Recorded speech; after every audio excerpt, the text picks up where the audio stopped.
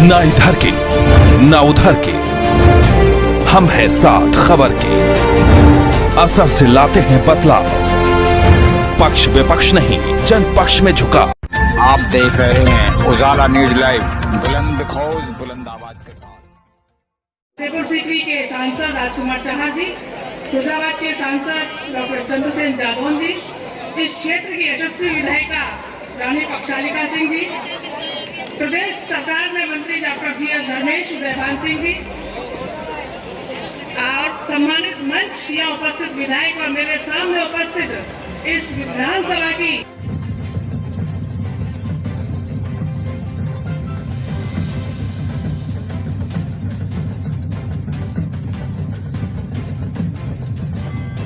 कोटि कोटि नमन करते हुए आप सभी की ओर से उन्हें श्रद्धांजलि अर्पित करता हूं।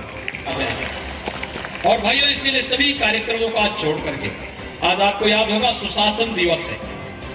अटल जी ने अपने जीवन में जितने भी ऐसे कार्य किए जो लोक कल्याण के लिए समर्पित है, राष्ट्र कल्याण के लिए समर्पित है, जी ने दिया।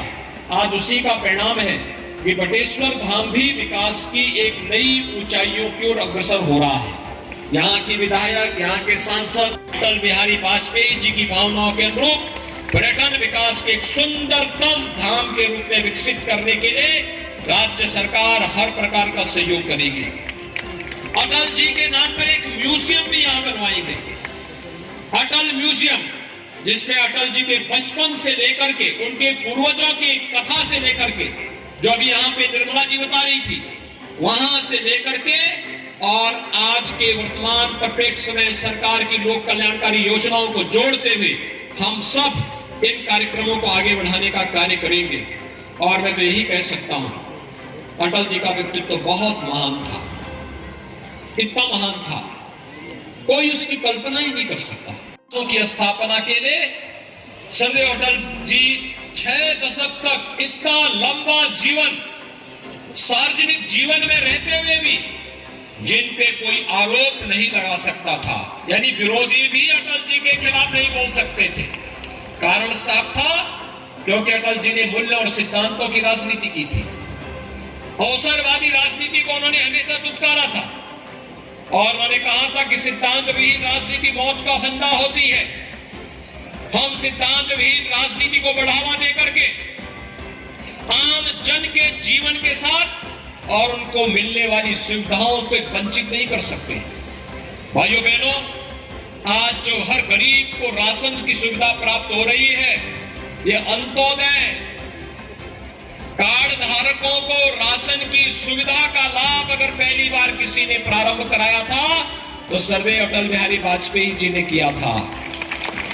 देश के अंदर हाईवे कैसे बनने चाहिए, स्वर्णिम चतुर्भुज की योजना अटल जी ने दी थी। हाईवे 4 लेन, 6 लेन, 8 लेन के हो सकते हैं। प्रधानमंत्री ग्रामीण सड़क योजना कैसे बननी चाहिए, ये सरदेव अटल बिहारी वाजपेयी जी ने दिया था। एक तरफ अटल जी का विराट व्यक्तित्व 60 वर्षों तक भारत की राजनीति में चमकते हुए सितारे के रूप में देश का मार्गदर्शन करते थे, और दूसरी तरफ अब लोगों को 5 वर्षों में सत्ता मिलती है और आप देखते होंगे 5 वर्ष तक जनता ने बाहर रखा, उसके बाद भी जब कहीं इनकम टैक्स विभाग जाता है तो 200 करोड़ रुपए लोगों के घरों में मिल रहा है। ये पैसा कहां का है? ये 200 करोड़ रुपए कहीं खेत और खलिहान से नहीं उपलब्ध होते हैं। खेत और खलिहान से उपलब्ध होते तो सबसे ज्यादा पैसा श्री राजकुमार चाहर के पास होता है, क्योंकि हमारे किसान मोर्चा के वे अध्यक्ष हैं। लेकिन जो लोग सत्ता से 5 वर्ष से दूर हैं, उनके पास इतनी राशि मिलने का मतलब, जब उन्हें प्रदेश की सत्ता मिली थी तो उन्होंने खूब लूट खसोट किया। संस्कृत के विद्यालयों का पैसा कब्रिस्तान के लिए दे दिया। हम लोग जब आए, मुझे आश्चर्य होता था, जब हमारी सरकार आई मैंने एक सर्वे कराया। ये बटेश्वर धाम है, मैं इसलिए यहां पर बोल रहा हूं इस बात को। मैंने इस बात में पूछा कि भाई आखिर संस्कृत के विद्यालयों में शिक्षक क्यों नहीं तैनात है?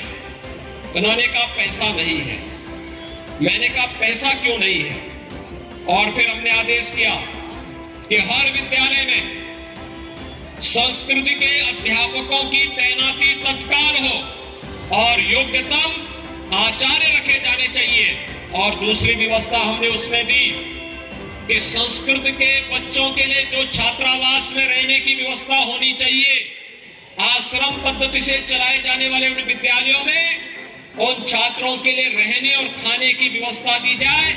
और अगर वो व्यवस्था आश्रम नहीं कर सकता तो उस व्यवस्था को सरकार अपने ऊपर लेगी। हर गरीब छात्र को संस्कृत पढ़ाने की व्यवस्था हम करेंगे और किसी भी छात्र को और किसी भी आचार्य को भटकना नहीं पड़ेगा।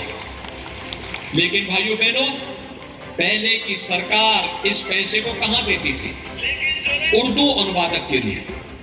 संस्कृत के लिए शिक्षक नहीं रखना है, उर्दू अनुवादक के रूप में जरूर रखने का प्रयास होता था। और कैसे लोग रखे जाते थे? जिनको स्वयं उर्दू नहीं आती थी। आप देखते होंगे उसमें से ज्यादातर लोग उर्दू के जानकार नहीं है, लेकिन रखना है तो एक खाना पूर्ति करने के लिए रख दिया गया। ये जो गरीब का पैसा था, जो आज प्रधानमंत्री मोदी जी हर गरीब को उपलब्ध करा रहे प्रधानमंत्री आवास योजना में, ये आवास पहले भी दिए जा सकते थे, लेकिन पहले गरीब का घर नहीं बनता था। ऐसे ही 200 करोड़ रुपए उस गरीब का इकट्ठा करके खा दिया जाता था। आज तो अन्न योजना का लाभ मिल रहा है कि नहीं मिल रहा है?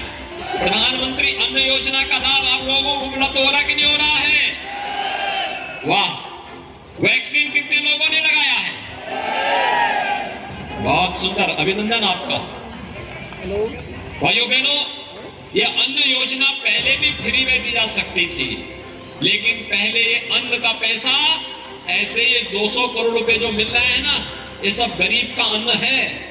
और गरीब की आशीर्वाद भी लगता है और गरीब की आह भी बहुत तेज लगती है, बहुत तेज लगती है। गरीब का के द्वारा की गई किसी भी प्रकार की कामना हमेशा फलदायी होती है। और इसीलिए पिछली सरकारें गरीब का अन्न खा जाती थी, गरीब को मिलने वाले शौचालय को पैसा खा जाते थे, गरीब को मिलने वाला आवास का पैसा खा जाते थे, गरीब के विकास के लिए होने वाली योजनाओं का लाभ स्वयं हड़प कर जाते थे। और वर्तमान में केंद्र और प्रदेश सरकार विकास की योजनाओं का लाभ हर गांव को, हर गरीब को, हर किसान को, हर नौजवान को, हर महिला को और समाज के प्रत्येक तबके को दे रहे हैं। आज आप देख रहे होंगे भाइयों बहनों, मुझे यहाँ की विधायिका और यहाँ के पूर्व विधायक राजा हरिदमन सिंह जी मुझे बहुत बार कहते थे कि अटल जी की भूमि पर आपको आना है। और अटल जी की भूमि पर क्यों आना है? मैं उनसे पूछता था कि अटल जी की भूमि पर तो मैं गया ही हूं। और कहते थे देखिए, अटल जी का परिवार और यहाँ के जो आचार्यगण है, ब्राह्मण समुदाय है, हमारे लिए हमेशा पूजनीय रहा है, क्योंकि उनकी तपस्या के कारण, उनके द्वारा किए गए कार्यों के कारण यह क्षेत्र एक धाम बना है। और इस धाम को विकसित करने की दिशा में हम लोगों का दायित्व बनता है कि अगर हमें आज दायित्व मिला है, जिस पार्टी को अटल जी ने सींचा, रोपा और आगे एक विराट